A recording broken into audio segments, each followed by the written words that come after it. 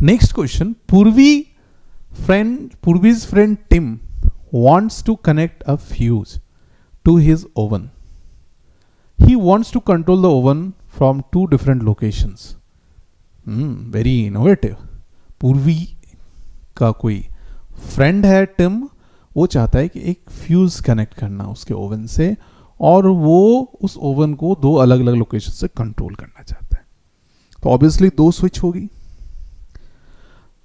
इस पर best question पूछा गया है, which one of the two, A और B, should be a live wire. तो आपको ए और बी में से बताना है कौन सी लाइव वायर होगी, ए वाली होगी या बी वाली. ऑब्वियसली बी वाली हमारी क्या होगी, लाइव वायर होगी. क्यों?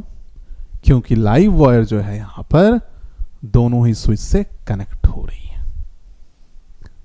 और नेक्स्ट क्वेश्चन है, in the event of an overload will the fuse serve its purpose. Yes, serve करेगा? बिल्कुल भी नहीं. नो, इसने क्या किया है, यहां गलत जगह पे अर्थिंग के साथ फ्यूज वायर दिया है. अर्थिंग तो हमारे लिए सेफ्टी की चीज होती है. So no. इसके पीछे रीजन क्या होगी? रीजन हो गई, the fuse will not serve its purpose. In this diagram the fuse is connected to the earth wire and not the live wire. Live wire से तो कनेक्टेड है ही नहीं fuse wire. In case of overload the excess current will pass through the oven, damaging it, and after that will flow through the fuse. Next question. Now, what is the meaning of the statement that the bulb is rated 600 watt 220 volt? तो ये जो कहा जा रहा है, ये what जो है कहीं ना कहीं पावर को रिप्रेजेंट कर रहा है, पावर कंजम्पशन. तो ये बता रहा है कि 600 जूल जो है वो पर सेकेंड में कंज्यूम करने वाला है एनर्जी. ये क्या करने वाला है, ये पर सेकेंड में कितनी जूल एनर्जी कंज्यूम करेगा, ये 600.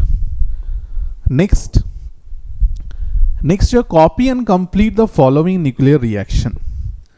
आपको एक न्यूक्लियर रिएक्शन कंप्लीट करनी है. कितनी की चेंज हो रही है, 4 की चेंज हो रही है. ऑब्वियसली यहां पे 4 आएगी. यहां पर कितनी की चेंज हो रही है, 2 की चेंज हो रही है. तो हमने कंप्लीट कर दिया इसे. अब नेक्स्ट जो है रेडिएशन के बारे में पूछा जा रहा है, what will be the effect on the radiation x emitted in the above reaction when it is allowed to pass through an electric field. तो ये जो है ये अल्फा पार्टिकल होगी. ये क्या होगी, डबली चार्ज्ड अल्फा पार्टिकल. और ये किसी भी मैग्नेटिक फील्ड में डेविएट करती है क्या, ये नेगेटिव की तरफ डेविएट करेगी, क्योंकि ये तो डबली चार्ज पॉजिटिव है. ये क्या होती है, पॉजिटिव होती है. तो ये नेगेटिव प्लेट की तरफ क्या करेगी, वो डेविएट करेगी. वो क्या करेगी, डेविएट करेगी जब ये इलेक्ट्रिक प्लेट फील्ड से पास होगी. चलिए नेक्स्ट क्वेश्चन देखते हैं. नेक्स्ट क्वेश्चन जो है हमारे पास वो है, observe the given circuit diagram and answer the following questions. चलिए देखते हैं. यहां पे आपको 3 अलग अलग सर्किट्स दिए गए, रेजिस्टेंस दिए गए हैं, जो ये दोनों सीरीज में हैं, और इनकी जो इक्विवेलेंट होगी जो कि 8 ओम होगी, और 8 ओम एंड 2 ओम दोनों पैरेलल होंगे. Calculate the resistance of the circuit when की के कंप्लीट्स द सर्किट. तो आपको क्या करना है, एक इक्विवेलेंट सर्किट आपको बनाना है.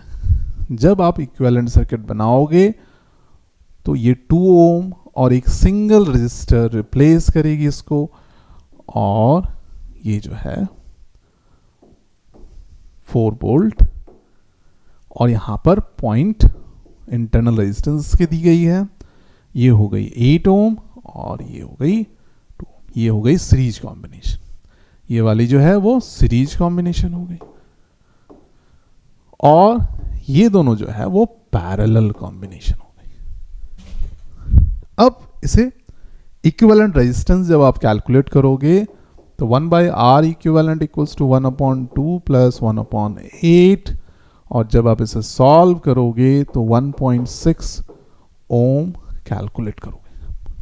आप इसे जब सॉल्व करोगे तो ये 1.6 ओम आने वाली है, और इंटरनल रेजिस्टेंस दी गई है, तो आपसे टोटल रेजिस्टेंस के बारे में पूछा जा रहा है।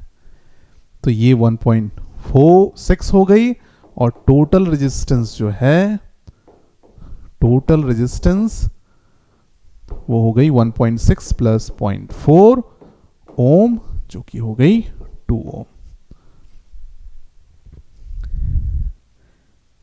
नेक्स्ट जो है वो पूछा जा रहा है current through 3 ohm resistor when the circuit is complete. तो आपको पता है कि 3 ओम रजिस्टर में जो करंट जाएगी वो 5 ओम में भी सेम जाएगी, और वोल्टेज कितनी होने वाली है, 4 होने वाली है। तो ये जो 4 वोल्ट है इसमें डिवाइड होगी, क्या होगी, 4 वोल्ट डिवाइड। तो क्यों ना इसमें करंट कैलकुलेट कर लिया जाए। 2 ओम में कितनी करंट जा रही है, क्योंकि करंट तो वो क्या होने वाली है, दोनों में अलग अलग होने वाली है। 8 ओम है और ये 2 ओम है, और टोटल वोल्टेज कितनी है, ये 4 वोल्ट, ये भी 4 वोल्ट, तो 8 वोल्ट हो गई।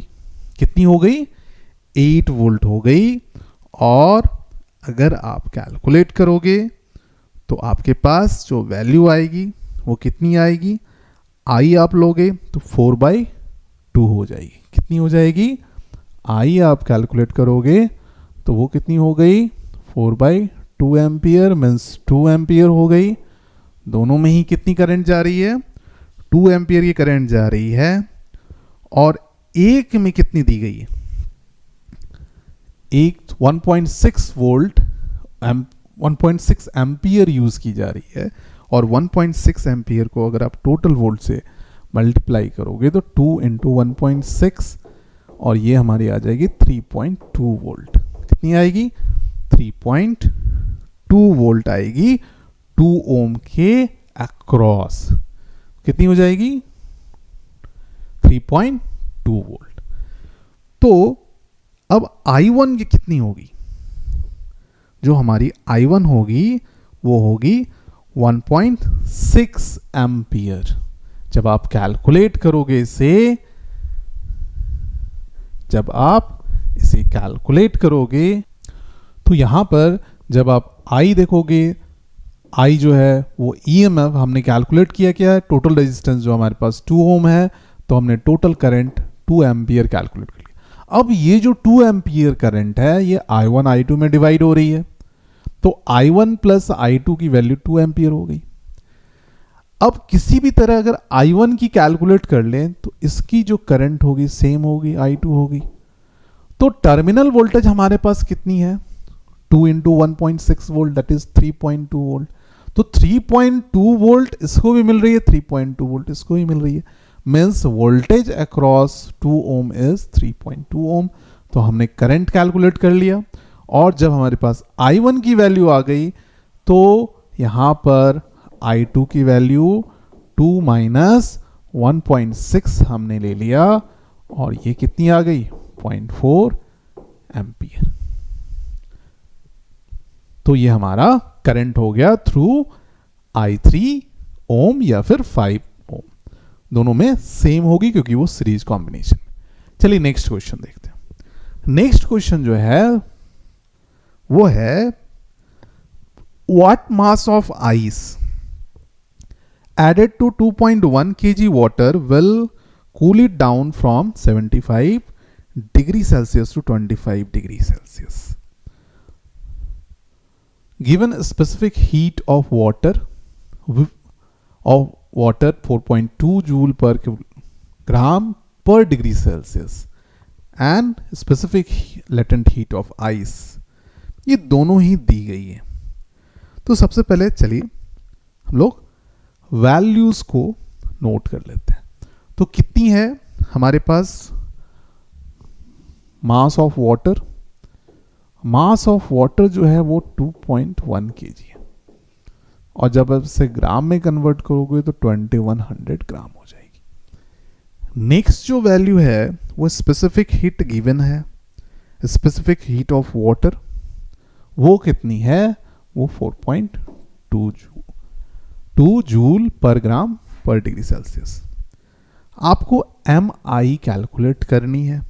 MI से पता चलेगी कि कितनी हमारी मास ऑफ आइस ऐड करनी होगी, जिससे वो 75 डिग्री सेल्सियस से 25 डिग्री सेल्सियस तक कूल हो जाए।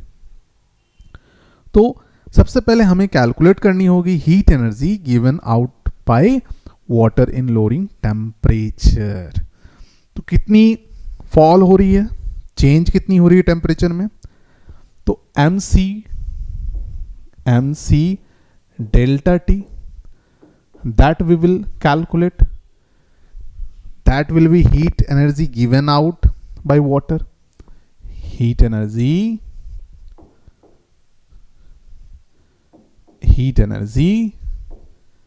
given by water। जब आप इसे कैलकुलेट करोगे, M कितनी है, 2100 ग्राम है, स्पेसिफिक हीट ऑफ कैपेसिटी वो 4.2 जूल, चेंज कितनी हो रही है, वो जो है 75 माइनस 25, और जब आप इसे कैलकुलेट करोगे तो कितनी वैल्यू आएगी, 441,000, कितनी होगी, 000 जूल होगी। तो ये तो हो गई हमारी heat energy given by water. अब let mkg, mass of ice हमने मान लिया कि वो m है, क्या है, वो mkg। तो जब हमने mkg लिख लिया तो एट 0 डिग्री सेल्सियस कितनी होने वाली है, तो लेटेंट हीट कितनी दी गई है स्पेसिफिक आइस की, वो दी गई है हीट एनर्जी टेकन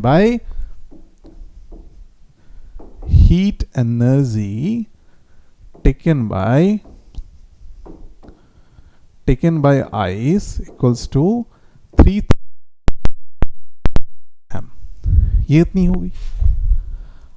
अब इसकी जो वैल्यू है वो कितनी की टेम्परेचर चेंज हो रही है, अगर चेंज इन टेम्परेचर मुझे देखना है तो 25 माइनस 0 करनी होगी, मुझे कितनी करनी होगी, 25 माइनस 0 करनी होगी। तो यहां पर जो वैल्यू है वो कितनी आएगी, 0 डिग्री सेल्सियस से हमें रेज करनी होगी। तो जब आप कैलकुलेट करोगे heat energy taken by water at 0 degree Celsius to raise its temperature to 25 degree Celsius, तो आप क्या करोगे, MI की जो वैल्यू है वो आप एज इट इज, C कितनी है 4.2, और टेम्परेचर कितनी चेंज हो रही है, टेम्परेचर जो वो चेंज हो रही है 25। तो जब आप इसे कैलकुलेट कर लोगे तो MI into 400 and 105 will be there, 105। और आपने पहले कैलकुलेट किया है कि MI into 105 plus MI into 336 equals to 441,000। जब आप इसे सॉल्व करोगे तो आपको MI की जो वैल्यू आएगी वो कितनी आएगी, वो हमारे पास 1000 ग्राम की आने वाली है। कितनी आने वाली है, 1000 ग्राम, जो कि हो जाएगी 1 kg। तो कितनी हो गई आइस की वेट, जो मास हो गई हमारी आइस की 1 kg हो गई। चलिए नेक्स्ट क्वेश्चन देखते हैं। नेक्स्ट क्वेश्चन जो है हमारा वो है the diagram below shows a cooling curve of a substance. अब एक कूलिंग कर्व दिया गया है और इसमें आपको कुछ क्वेश्चंस आंसर करने हैं। जैसे पहला question, state the temperature at which the substance condenses. तो किस टेम्परेचर पे सब्सटेंस कंडेंस कर रही है, तो कंडेंस कर रही है 150 पर। किस पर कर रही है, वो टेम्परेचर जो हो गई वो 150 डिग्री सेल्सियस हो गई। Temperature range in which the substance is in liquid state. तो लिक्विड स्टेट में जो होने वाली है वो कैसे होने वाली है, ये वाली लिक्विड स्टेट। तो हमारी हो गई 150 to 60 डिग्री सेल्सियस। कितनी हो गई, 150 to 60 degree Celsius. Next question जो है आपका वो है, why do we prefer ice to ice cold water for cooling a drink. Yes, ice की जगह हम लोग क्यों प्रेफर करते हैं आइस कोल्ड वाटर की जगह।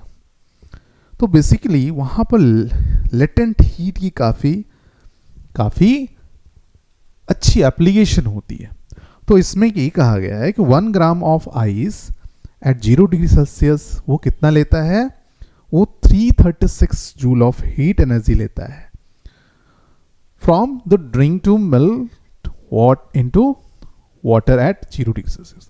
तो इसकी आंसर जो होगी वो हम लोग ऐसे आंसर करेंगे, 1 gram of ice at 0 degree Celsius takes 336 joule of heat energy from the drink to melt into water at 0 degree Celsius. Thus, the drink liberates an additional 336 joule of heat energy to 1 gram ice at 0 degree Celsius than 1 gram ice cold water at 0 degree Celsius. यहाँ पर जो है वो कहीं ना कहीं जो हमारी लेटेंट हीट वाली बात हो गई है वो कितनी है, जूल आइस की। कितनी है, आइस जो है 336 हीट एनर्जी जो है वो लेगी। तो कूलिंग बहुत ज्यादा होने वाली है। नेक्स्ट देखते हैं। नेक्स्ट जो है हमारा क्वेश्चन मैग्नेट से रिलेटेड है। इसमें एक मैग्नेट को सस्पेंड किया गया है और एक कॉपर कॉइल आपको दिख रहा है, उससे मैग्नेट को पास करवाया जा रहा है। State the polarity at the top. तो लेंज लॉ से हमें पता है कि the bottom end of the coil develops south pole, hence the top ends develop north. तो टॉप कैसा डेवलप करेगा, वो नॉर्थ या साउथ। टॉप जो है वो नॉर्थ पोल डेवलप करेगा और बॉटम जो है वो साउथ पोल। तो टॉप जो हमारा वो नॉर्थ पोल और ये bottom south pole. The direction of current is from A to B when magnet enters the coil. What will be the direction of the current when magnet leave the coil? देखिए जब magnet leave करेगा तो वो B to A होगा। क्या होगा वो, B to A उसकी डायरेक्शन होगी। इसके पीछे रीजन क्या है, इसके पीछे रीजन है कि when the magnet leaves the coil then as per Lenz law. यहाँ पे लेंस लॉ की काफी अच्छी एप्लीकेशन है। एक बार आप लोग लेंस लॉ को रिवाइज कर लेंगे, ये काफी इंपॉर्टेंट लॉ है जो अक्सर आपको एग्जाम में देखने को मिलता है। तो as per the Lenz law the direction of induced current in the coil will try to oppose it. जिस कारण से वो क्रिएट हो रही है उसी कारण को वो कहीं ना कहीं अपोज कर रही है। Hence it will be in the direction opposite direction to what it was when magnet entered the coil. So direction of induced current will be from B to A. अब नेक्स्ट है name the law. तो law कौन सी है, Lenz law, जो कि मैंने पहले बताया आपको। नेक्स्ट है state one way to increase the magnitude of the induced current. Obviously with increasing number of turns, with increasing number of turns। तो जैसे ही हम लोग कॉइल में नंबर ऑफ टर्न्स इंक्रीज करेंगे तो मैग्नीट्यूड भी इंड्यूस करंट की बढ़ेगी। चलिए, ये था हमारा आईसीएससी फिजिक्स के सैंपल पेपर का होल डिस्कशन। तो आपने इस वीडियो के थ्रू सैम्पल पेपर में जो क्वेश्चंस आईसीएसई बोर्ड ने सजेस्ट किए हैं प्रैक्टिस के लिए, हमने काफ़ी क्लियरली डिस्कस किया और आपको इस डिस्कशन से और सब कॉन्सेप्ट्स के बारे में क्लैरिटी मिलेगी और आप समझोगे कि कौन कौन से टॉपिक से क्वेश्चंस आने वाले हैं या फिर आ सकते हैं। Thank you class for watching this video lesson. Thank you. Have a nice day.